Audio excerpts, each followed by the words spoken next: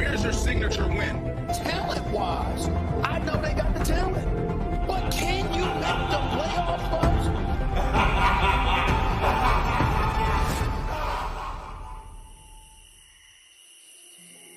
All the years of pain and suffering has brought the city to a state of despondency.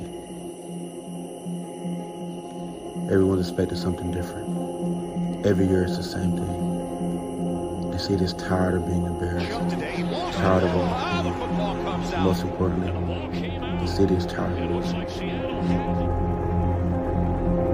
And so am I. 5 years in, with nothing to show for it, really has me questioning everything. Have I done enough? I still feel like I could do a lot more.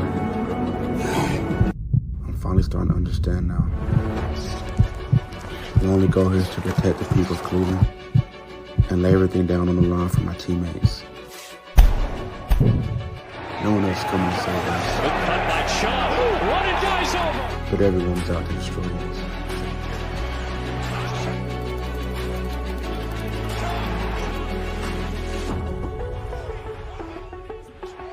But none more of that.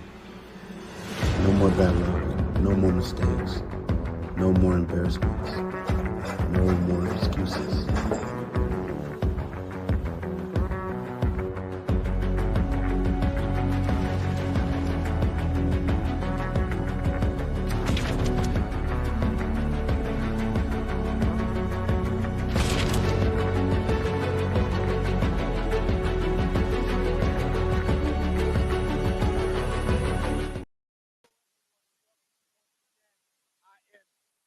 AKA the Master, and this is For No Reason Fantasy Football.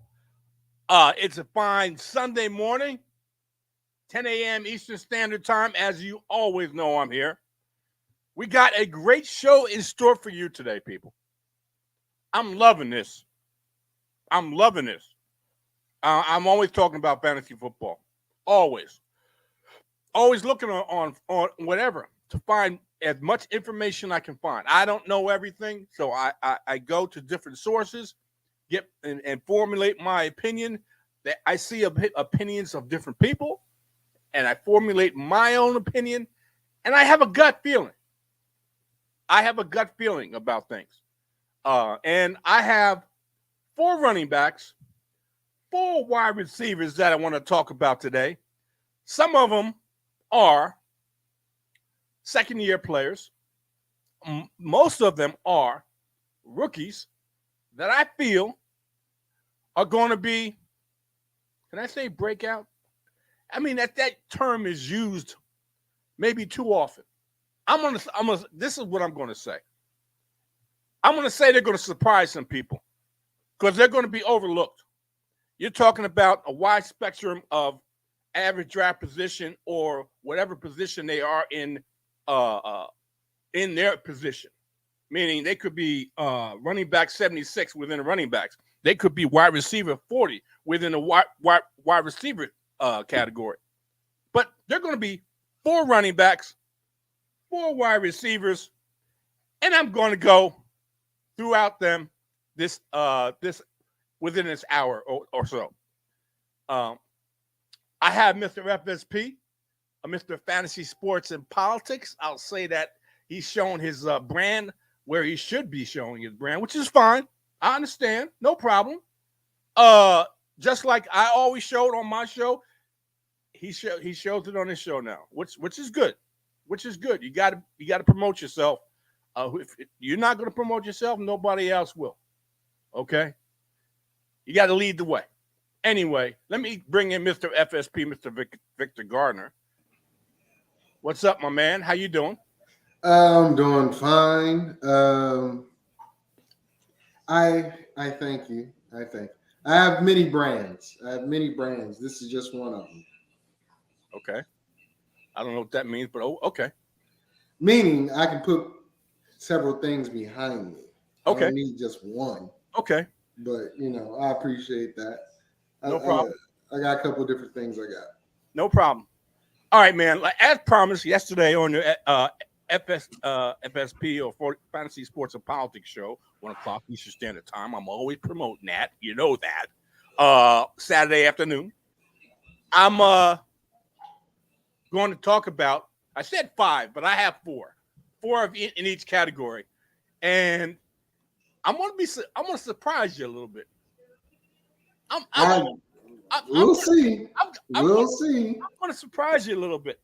And the first, and the reason why I say that, because the first one is probably going to be, you're probably going to be surprised because I'm promoting this guy, but you're not probably going to be surprised because I am promoting this guy. Let me put it that way. 2 things. Let me have a drink of my coffee, get myself going here. Okay. The first guy, and not necessarily, I'm putting these guys not 1 through 4. It's whatever I put them at is wherever I choose them. Mm-hmm. It doesn't make a difference if I put the number 1 or the last one. But I'm going with wide receivers first, and I'll save the running backs after the fact. Not that they're an afterthought, but I'm going to save the running backs after I talk about the wide receivers. Because most people, I won't say most people, a lot of people in fantasy like wide receivers. And maybe not me, but the trend is, I think the trend is even more pronounced this year, is to take wide receivers over running backs. So that's why I'm leading with the wide receivers first. And with the first person I'm going to talk about, 23, second-year player. I said we're going to have rookies and we're going to have second-year players. This is going to be a second-year player. Comes out of Penn State, 23 years old. He's a wide receiver in PPR, 38. And overall, he's number 73. And I'm going to be talking about the wide receiver out of Washington. I don't know what their name is. I'll just say the Washington football team because I don't know what their name is. I don't. You don't. And I'm speaking truth here. Their name is still the Commanders. They just have to find a new name. Okay. His overall rookie season numbers don't jump off the page. He was a wide receiver, like I said, 38 in fantasy with a 15.9 target share, which is 56th, a 24% air yard share, and 1.5 yards per route run, which was 50th overall. All of these figures paint an inaccurate picture, and I pay attention of his true upside.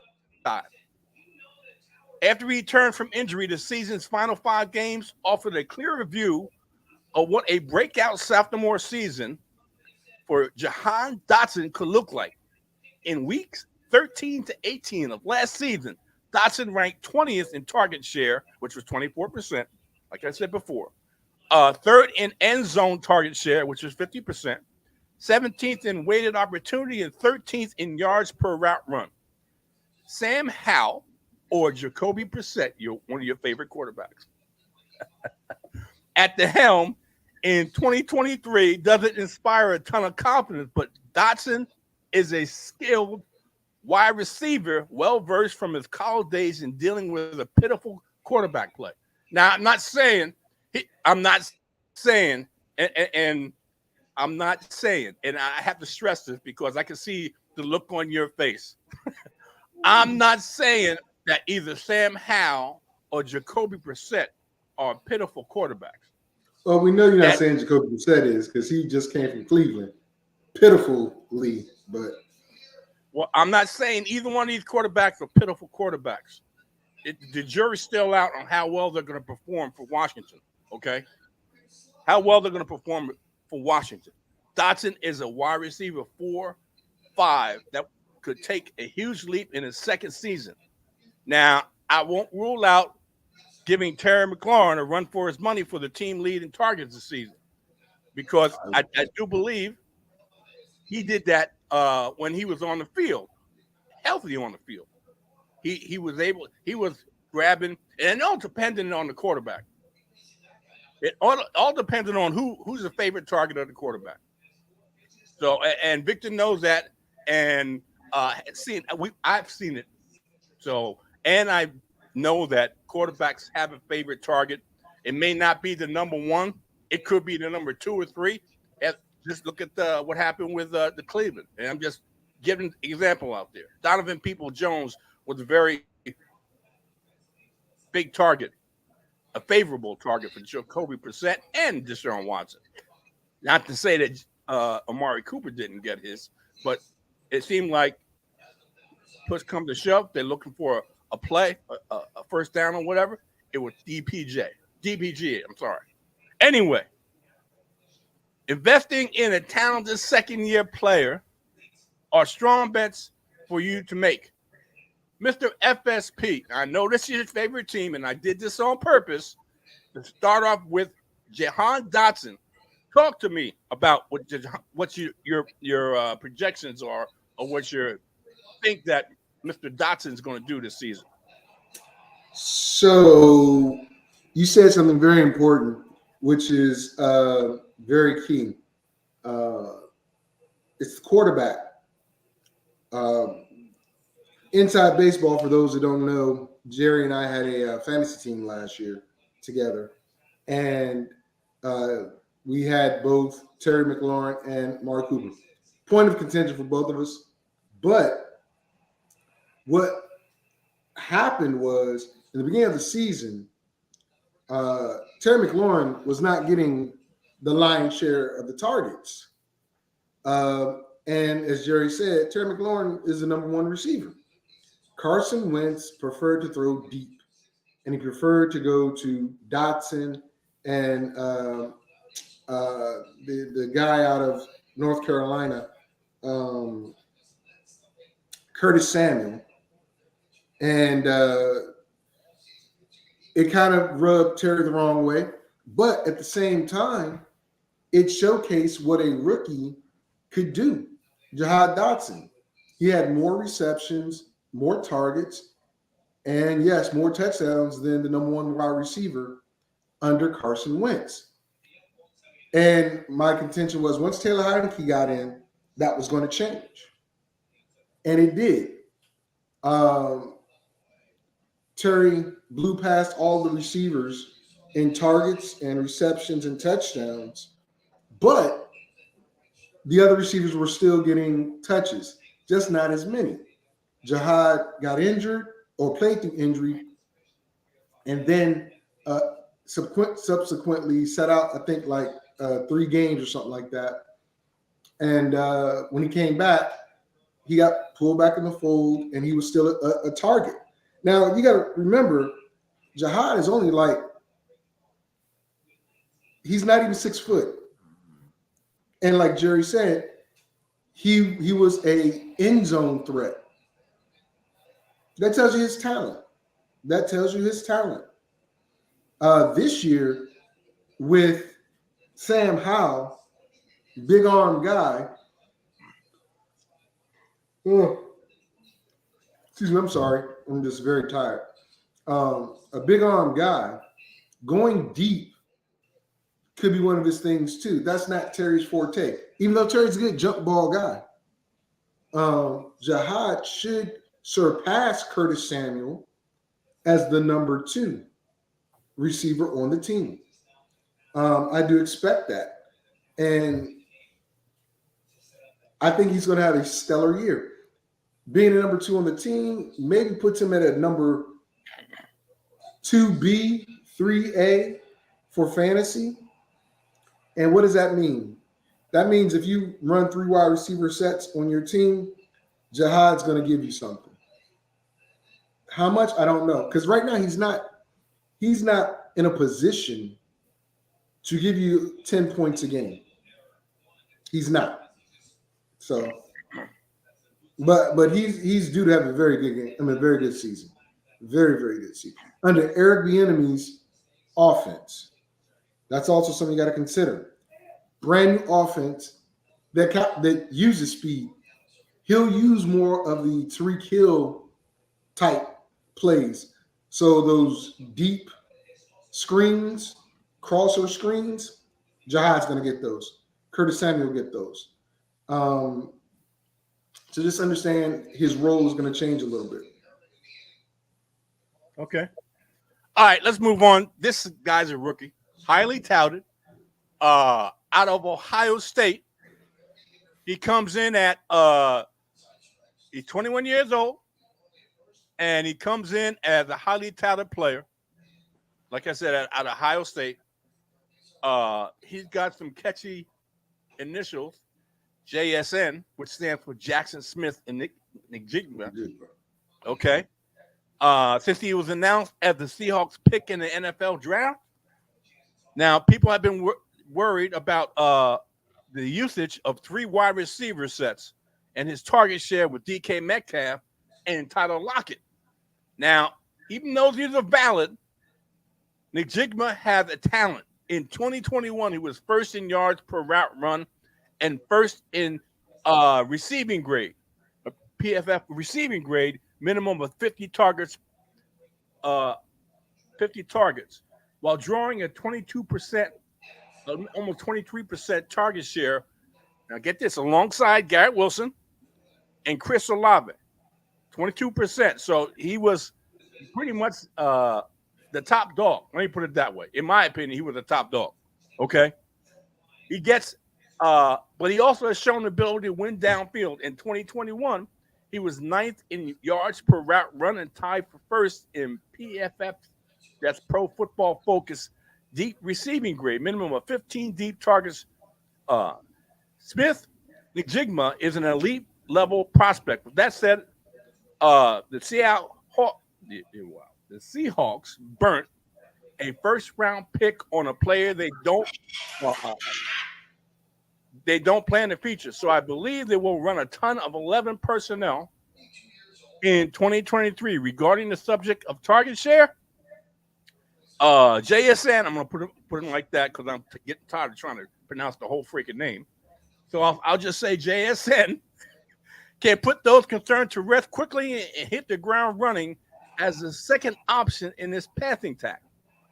Now, I don't want to take anything away from Tyler Lockett. He has been a high-end target earner. Over the last 4 seasons, he's never ranked higher than 36 in target per route run rate. The addition of JSN can allow Lockett to return to stretching the field. Since 2019, he's ranked top 12 in deep targets twice. And the lowest yak per reception mark. JSN should garner targets early and often in 2023. And he is average draft position is 90, and he's wide receiver 37. And I'm gonna mention this because this can make a difference. I meant to mention it for Dotson. Dotson has the toughest strength of schedule for a wide receiver. In contrast, JSN and the Seattle Seahawks wide receiver has the ninth easiest strength of schedule for the whole season for wide receivers. Talk to me about JSN. Jackson and Jigba Smith. See how easy that was? I don't like his situation. Jerry loves it. You don't like Geno because he loves Geno. I don't like his situation because Pete Carroll will throw the ball. He will. The problem is I don't know where he's going to line up. I don't. Is he outside guy or is he inside guy? Lockett goes to the slot. You got him outside. That means you got 2 DK Metcalfs, because that's what Njigba is, except he's not as rock as DK is. And you've got Lockett in the slot, plus the tight end. But they plan to run the ball.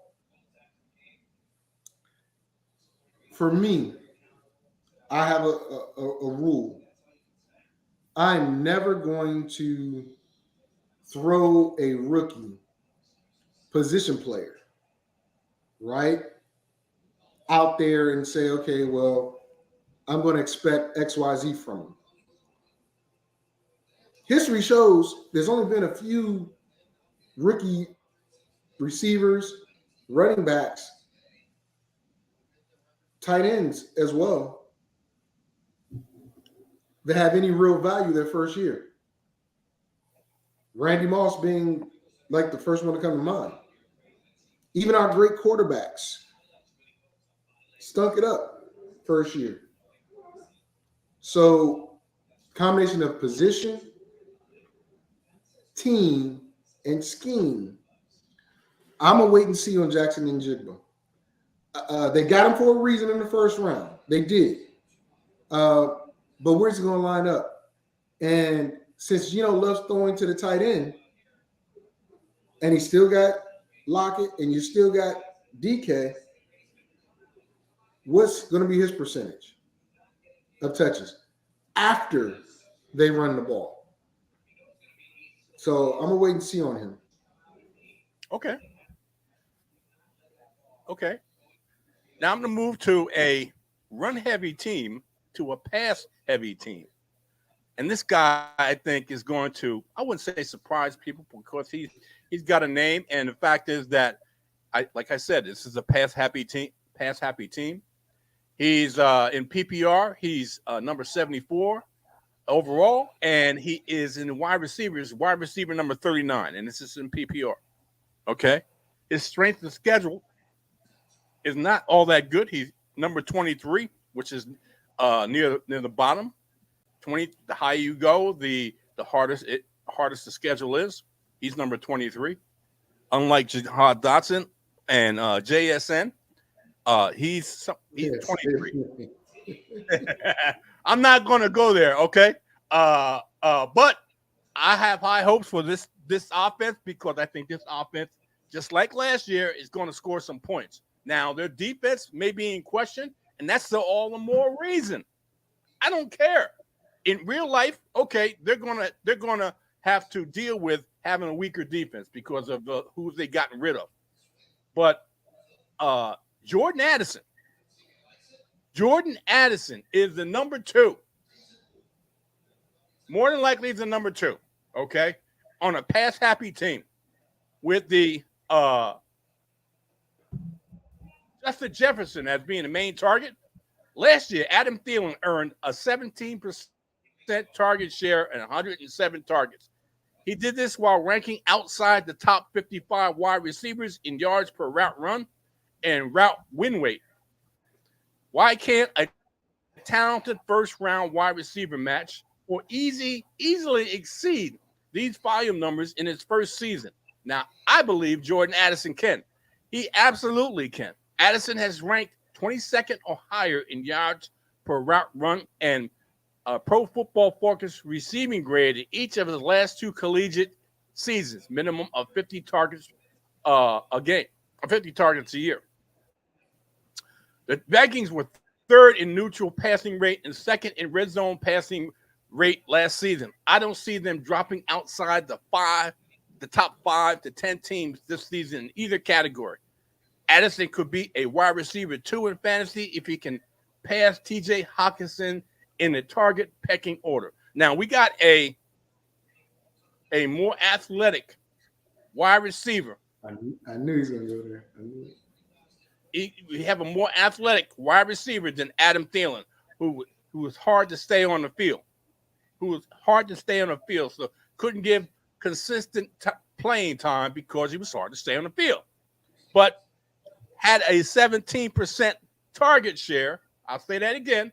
A 17% target share, and he did this while ranking outside at 107 targets, and he did this while ranking outside the top 55 wide receivers in yards per route run and route win rate. Okay, I think Jordan Addison can exceed that, and I don't know if people are sleeping on him, or just saying that he's a rookie.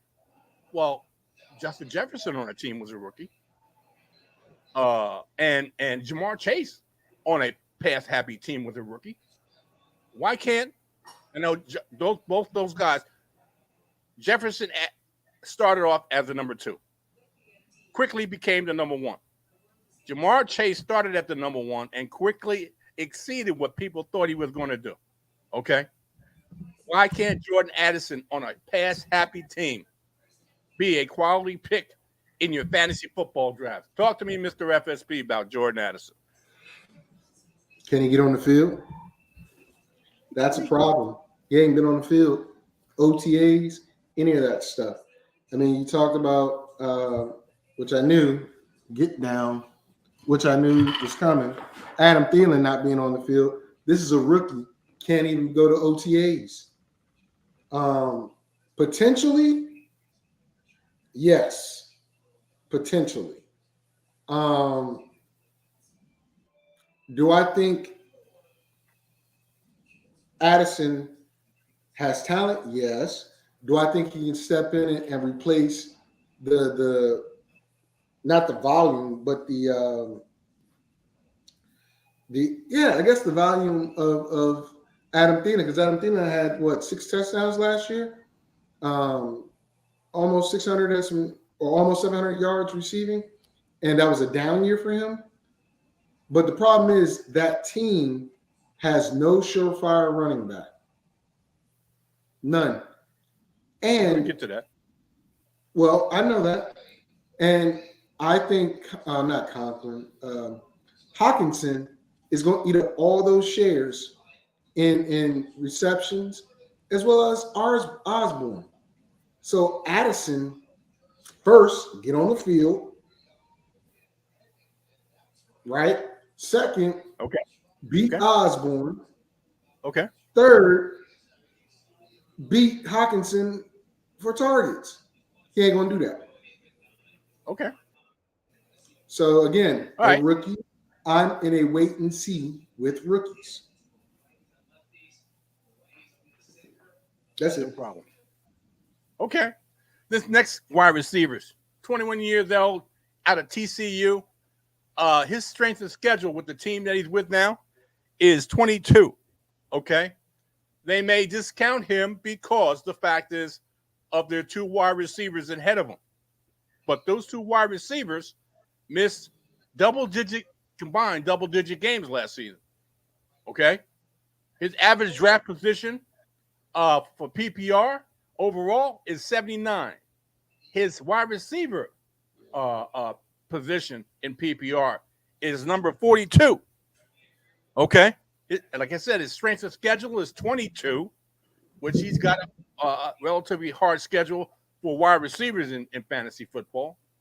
But here's a list of injuries Mike Williams has sustained since entering the NFL. Herniated disc, knee strain, back spasm, hamstring strain, hip flexor strain, high ankle sprain twice. And a transverse process fracture. You know why I bring this up? Because Quentin Johnson could be operating as Chargers wide receiver 2 sooner rather than later. That type of upside in his rookie season shouldn't be ignored in an offensive system that could challenge for the league lead in passing attempts and play volume. Even if he doesn't supplant Mike Williams this season, Johnson offers this offense a different element as a run-after-catch specialist. Last year, Johnston ranked 6th in yards after catch per reception and 11th in missed tackles forced, a minimum of 50 targets per Pro Football Focus. Kellen Moore can design looks for Justin Herbert to get Johnston the ball in space and let him do his thing. I have Quentin Johnston as my last wide receiver before we go to running backs. Talk to me. Don't like it. Don't like it at all. I think, okay, when I look at Kellen Moore's offense, right? Okay. What did we see last year? What was the problem last year? What are you talking about? I don't understand what you mean. Receiver-wise. What was the problem? So receiver-wise, they CeeDee Lamb. They couldn't stand up. They couldn't what? In LA Chargers, the receivers couldn't stay on the field. But I'm talking about Kellen Moore in Dallas. Oh, he was pass happy. He liked to pass the ball. Pass happy, but there wasn't one real target threat, right? CeeDee Lamb wanted it, didn't get it, but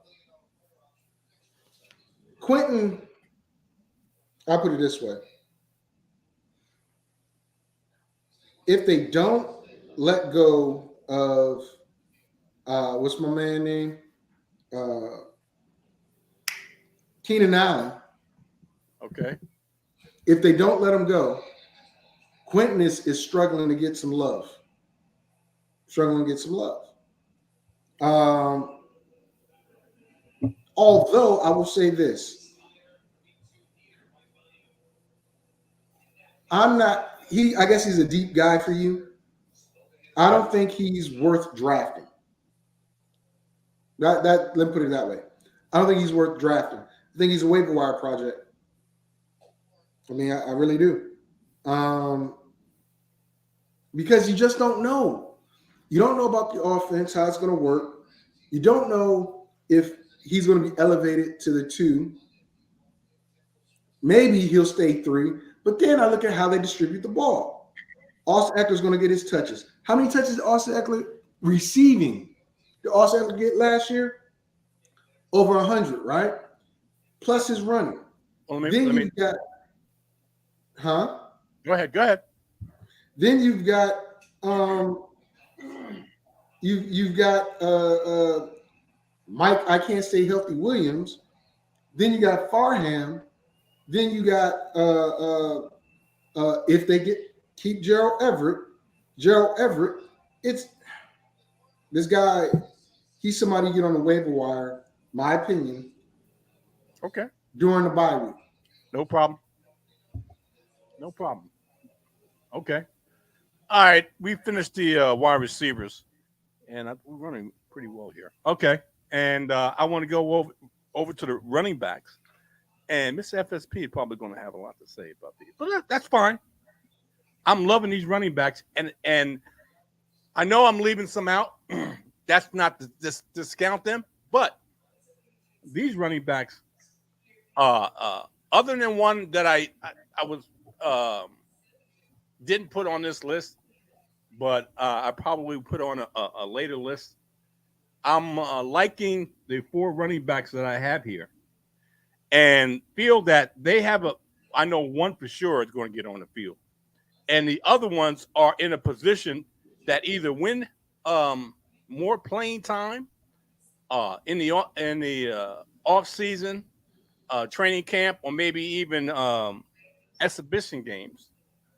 But I think these 4 running backs are going to be able to contribute to your fantasy football team. Let me put it that way. I know one for sure.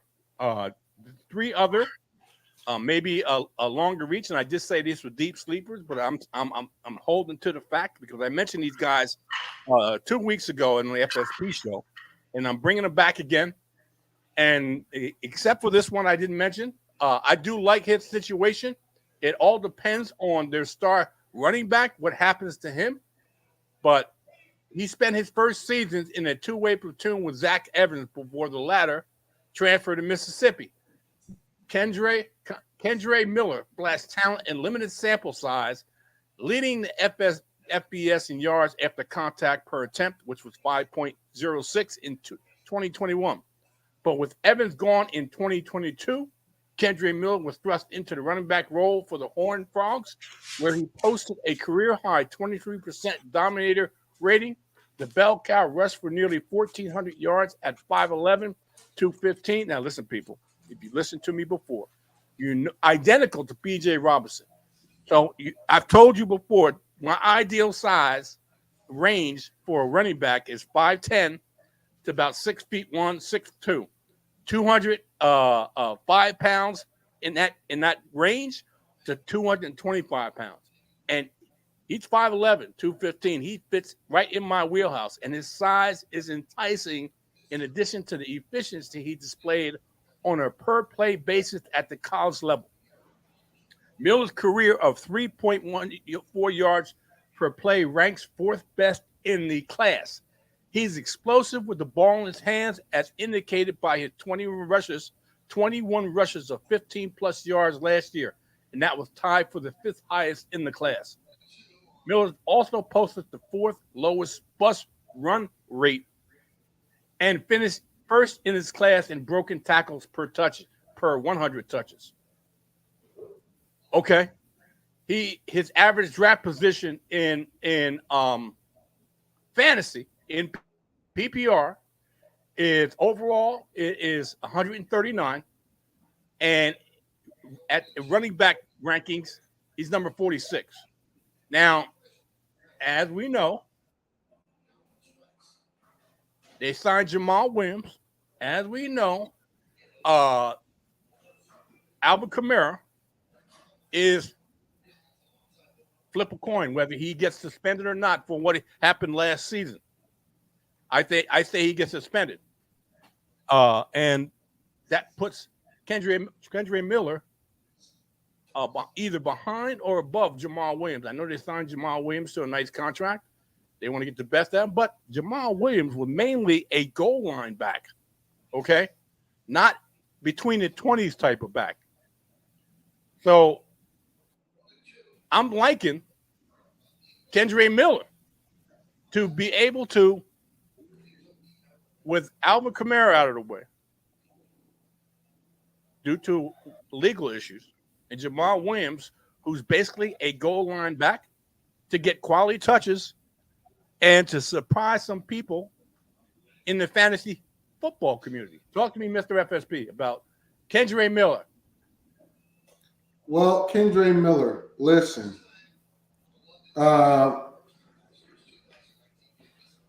You mentioned the other Williams, Jamal Williams, who had a crazy year last year. But that was after he was put in a position to show what he could do. I think he'll repeat his performance, maybe not as many touchdowns, but repeat his performance as a running back this year, especially with Alvin Kamara's situation. If Kamara does go to prison or get suspended or whatever, Miller will have an opportunity. Again, young rookie, not high on him, so I got to wait and see. Bro. I can't give you a legit,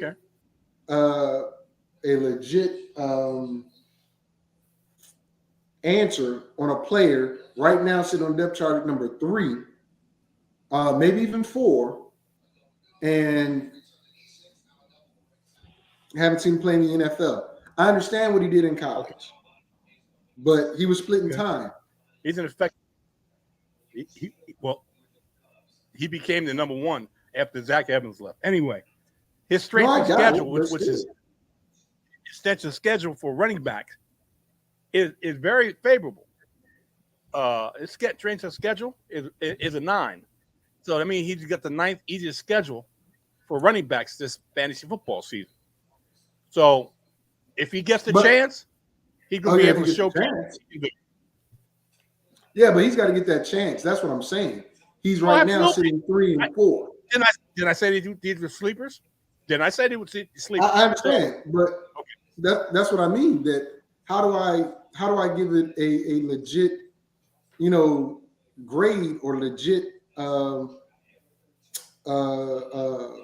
analysis? Okay. When he's fighting for time. No problem. I'm just saying it's a a possible deep sleeper here. I'm just making people aware, and if he happens to pop, remember I said this earlier before the season started. So that's what I'm saying. Anyway, let's move on to the next one. And this guy is 21 years old, young buck, 3rd easiest running back schedule. 3rd easiest. Oh my God. He's overall in PPR is you're probably not going to draft this guy. Most guys, he's probably going to be a waiver wire. Let me put it that way. I know he's going to be a waiver wire. Overall in PPR, he's number 231. In running back rankings in PPR, he's number 69. 21 out of UAB. He is I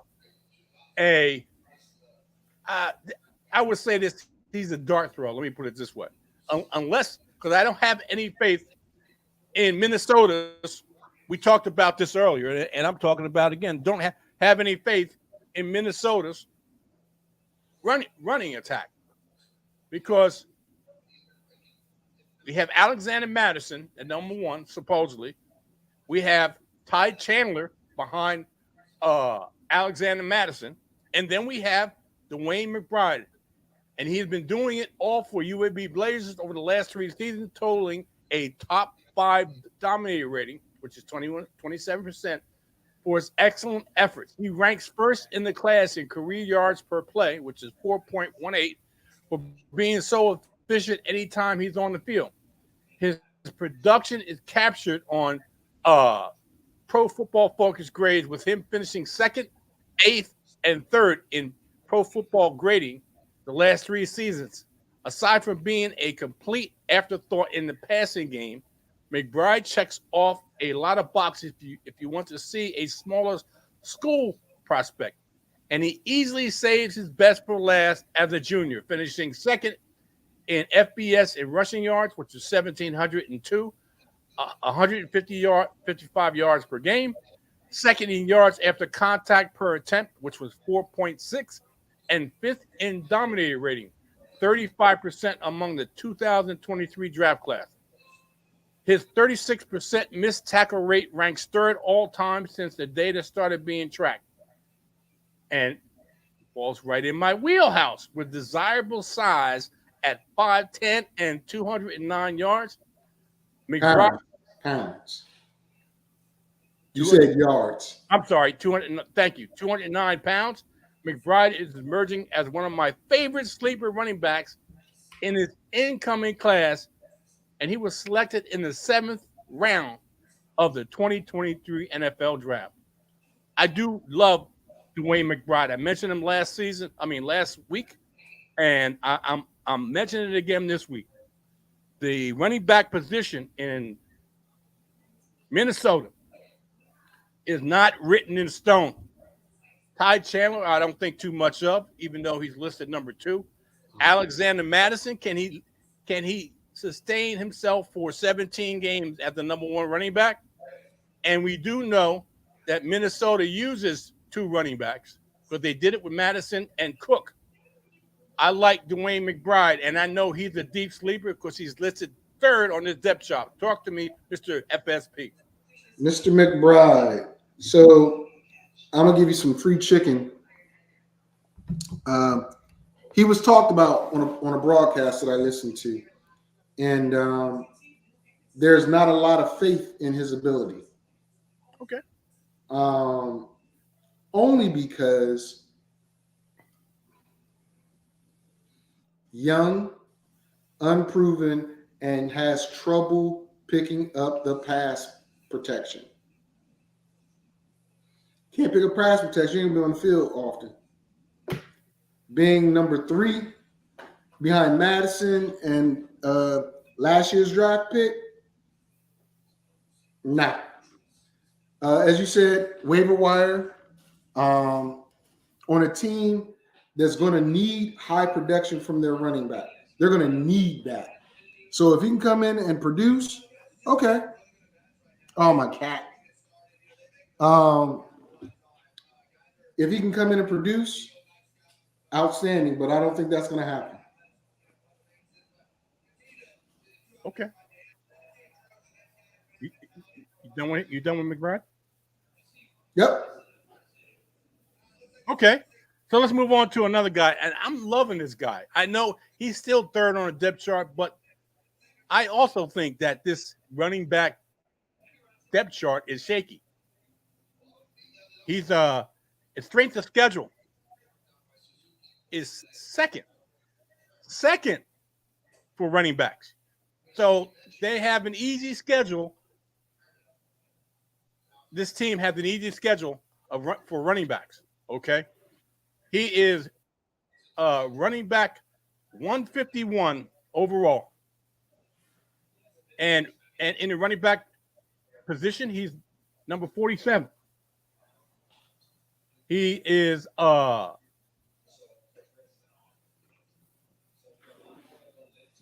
posted He posted an absurd 49% missed tackle rate in 2022, while also finishing fourth in yards after contact per attempt among the 2023 draft. Now, I'm going to put it simply. He talked about much more than he had not been seated on the depth chart behind college football's best running back, Bijan Robinson. I'm talking about Rashawn Johnson.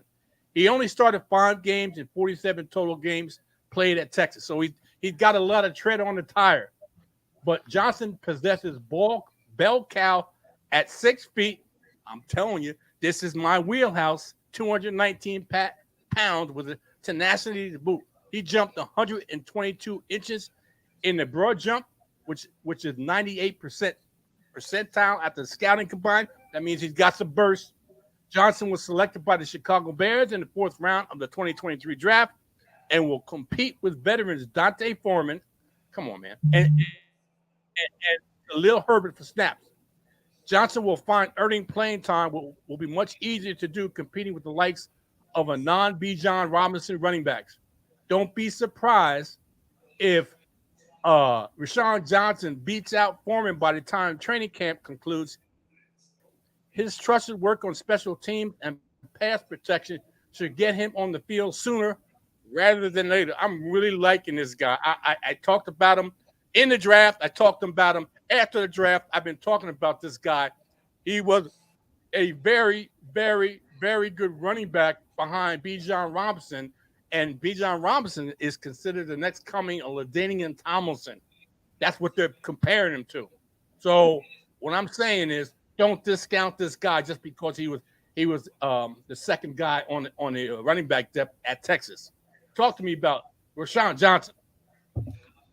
Mr. Johnson is probably the one person that you've mentioned that's a rookie that I think really has a legit shot. Khalil Herbert is a offset guy. Dante Foreman did very well in Carolina, but I don't know how he's going to work in the system in Chicago. Will he get unseated? Probably not. Probably not. But if this kid comes in and proves that he can be that workhorse, then yeah, I can see it, because then Khalil can still be the third down back and play special teams, and they won't have to pay Foreman all the money they're going to owe him because he's a veteran. Veteran pay versus rookie pay, big difference. Excuse me. Just like last year when Brian Robinson beat out Gibson in Washington. I mean, he beat him out before the first preseason game for the starting job. Had he not got shot, he would have been the opening day starter. So is it conceivable? Yes. And I think this is one guy that on your list of running backs that you should definitely keep an eye on. Maybe a really, really late draft pick. That's all I got. Let me put it this way. He's going to be on my team. He will be on my team. I'm going to, if it's all possible, I will draft this guy and stash him because I think he's going to be relevant in fantasy. All right, I know this guy. This year or next? This year. Okay. This year. Okay. This next guy, without a doubt, as long as he stays healthy, is going to be relevant. Now, I know I talked about deep sleepers. This guy's not going to be a deep sleeper. This guy, he may be a sleeper. I think people are this guy's on people's radar to pick up. And he's overall in PPR, he's 38. In the running back position, he's 13. He's 21. Okay. Out of Alabama. He's got the number one easiest schedule against running backs in fantasy football. And he spent his first 2 college seasons at Georgia Tech, posting a 24% dominator rating as the team's running back one alongside future running back Jordan Mason. In both his years at Georgia Tech, Jahmyr Gibbs finished second in PFF receiving grade. However, he elected not to stay at Georgia Tech for his junior year and instead transferred to Alabama to be the Crimson Tide's next running back one. He led Alabama with 926 rushing yards and flashed receiving ability by catching a team-leading 44 passes for 444 receiving yards.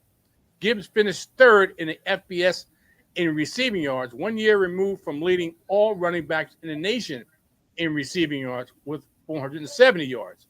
He also flashed his explosiveness by ending the year fifth in the class in breakaway run rate, which was 59%. Now, he's just out of my wheelhouse at 5'9", 199 pounds.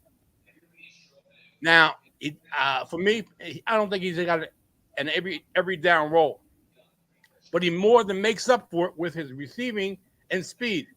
And the Detroit Lions were elated.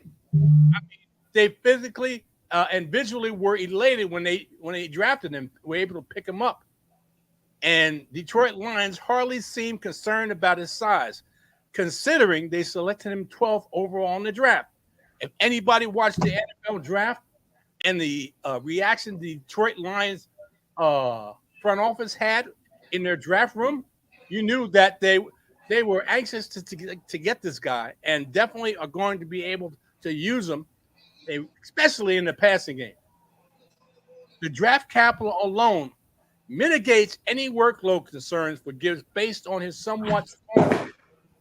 Detroit paid a premium, and that means he's going to get his touches, likely a high value in the form of receptions, regardless of what the team paid David Montgomery during free agency. Last season, ex-Lions and newly acquired Eagles running back DeAndre Swift was uber efficient on a per-touch basis, fourth in fantasy points per touch, 30 yards per carry, 23rd in points per game, and 19th in yards after contact per attempt. Swift, 10.3, I should say, and Jamal Williams, 16.1, combined for 26.4 touches per game. Even with a projected 50-50 split, Gibbs is looking at a 224 touch workload. With a 55% split, Gibbs is flirting with nearly 250 total touches over a 17-game season. Simply put, the former Alabama running back needs to be ranked as a back-end running back one. Talk to me about Jahmyr Gibbs. I wouldn't say back-end running back one. I'd say running back two. I think that he's going to be productive. I like his game. I don't know how much he's going to fit into the system as far as a split between David Montgomery. If he's used like Khalil Herbert was, that's going to be explosive. But again, a lot of people are looking at this like, hey, it's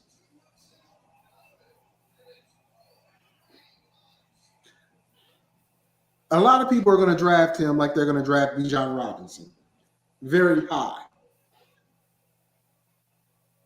The difference is, I think Gibbs has more of an opportunity to run the rock and catch the ball than Bijan, because Bijan's in a legit timeshare, because of the style of the team. I like Gibbs. Excuse me. I would not put him as a back end one. I know you're just reading what you got, but I think that's a stretch. Let the young man prove he can play in the NFL, and then we can anoint him a back end one or one. Right now, he's a number two on the team. He's gonna get it, possibly, as you said, 50% of the share. And if he takes the job, he takes the job. But I don't see him just yet being a number one running back, getting taken in the first 3 rounds. Well, let me put. I don't know if you've looked at this or not. I went on ESPN in anticipation of doing this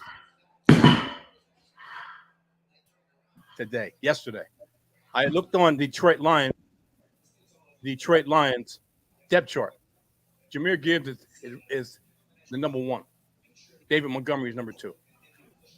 I looked on the ESPN, and that's what I said. Jahmyr Gibbs is number one, and David Montgomery. I don't know how true, if that's the case, but when I looked at on ESPN, it said that Jahmyr Gibbs was the number one running back, and and David Montgomery was number two. So I imagine because they used their draft at the number 12 position to grab him, that he's going to get used a lot. And Well, yeah. they want to improve on that explosive offense that they have. And this guy's got the chops to catch the football and be an explosive runner after the catch. So I imagine that they are going to use him more than David Montgomery. Maybe David Montgomery is the goal line back a la Jamal Williams. But I do believe Jahmyr Gibbs is going to be used extensively in the Detroit offense. Oh, I agree. He's going to be used extensively. But here's the telling part. When they start minicamp and finish minicamp or midway through minicamp, where Jahmyr Gibbs is. If he's still at number one, cool.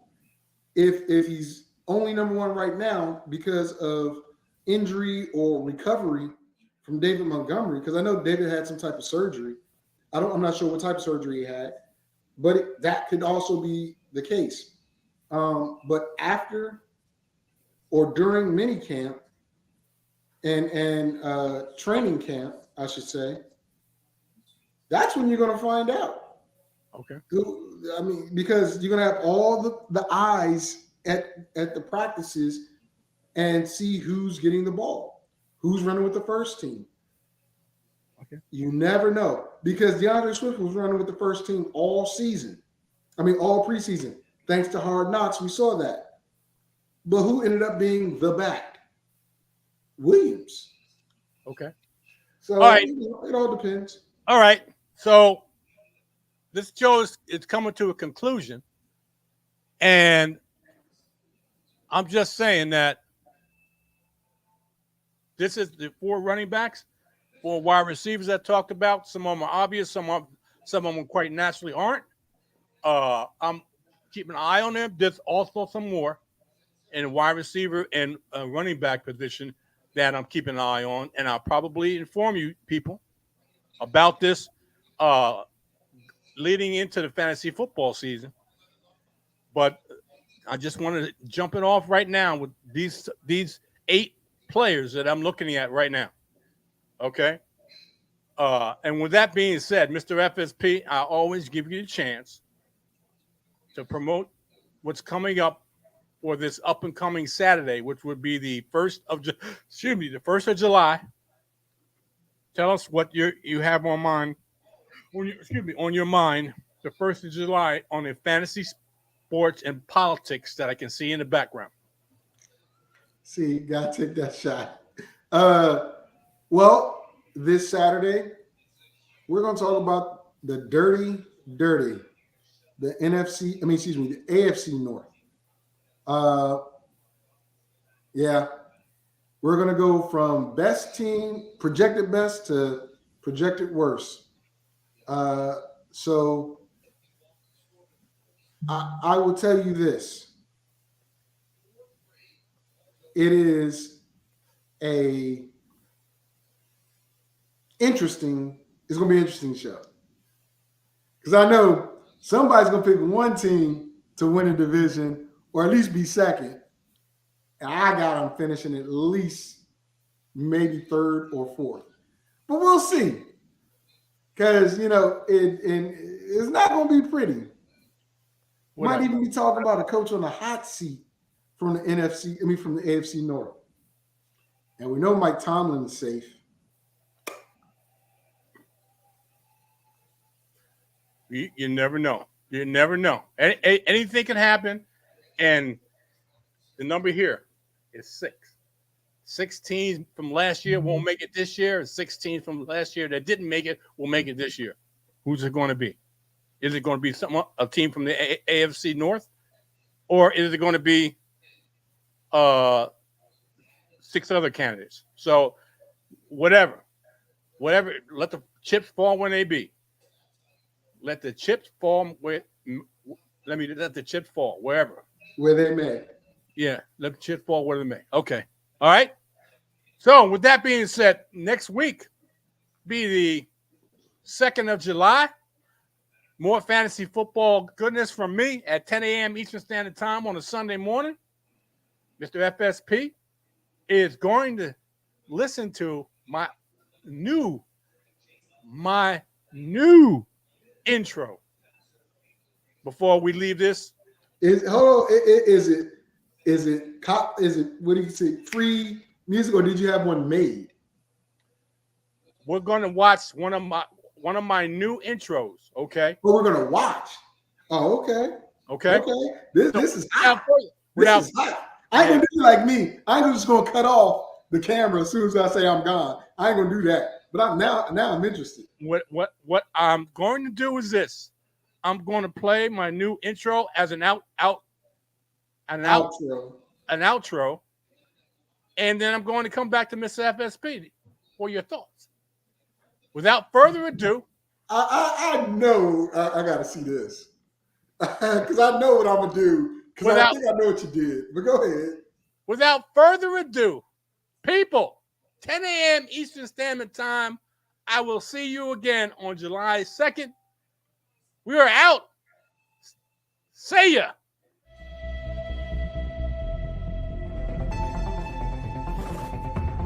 I'd be shaking in my boots if I was the Cleveland Browns right now. I really would. I would say that they're overrated. Where's your signature win? Talent-wise, I know they got the talent. But can you make the playoffs, folks?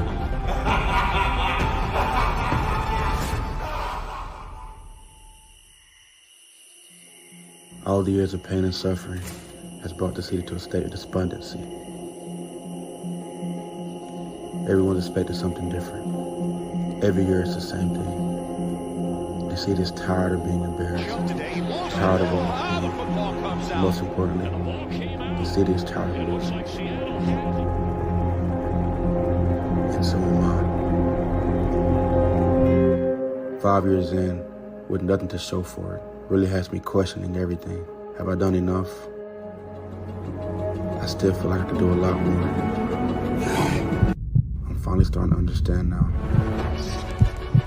The only goal here is to protect the people of Cleveland and lay everything down on the line for my teammates. No one else is coming to save us. But everyone's out to destroy us.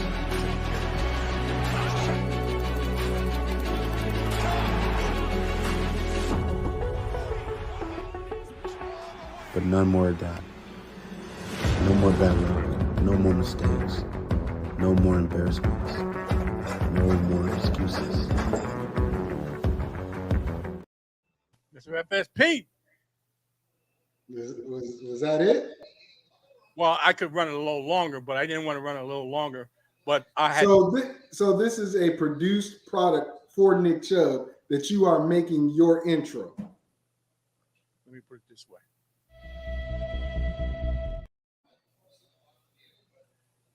No, it's not just for Nick Chubb, but it is what it is. But it's something that's you're using as your intro. Yeah. Because now you're making this a Cleveland Browns show. Now I know a Cleveland Brown fan that will be more than happy to come on here and toot it with you. But I'm just professionally, because you know what I do. Yep. That means that the show is geared toward the Cleveland Browns and not for no reason. That's why I asked, was it a something you made or paid for, or is it something not ad free but royalty free? Because I don't know, you might have to pay for that. I'm just being honest. If you're going to play that as your intro, whoever made that, you might have to pay for that if they catch on to it. Just okay. Professional opinion. No problem. Anyway, people. Okay. Go ahead. I'm going to end this broadcast right now, and then we'll talk off air. Yeah. 10 a.m. Eastern Standard Time. See ya.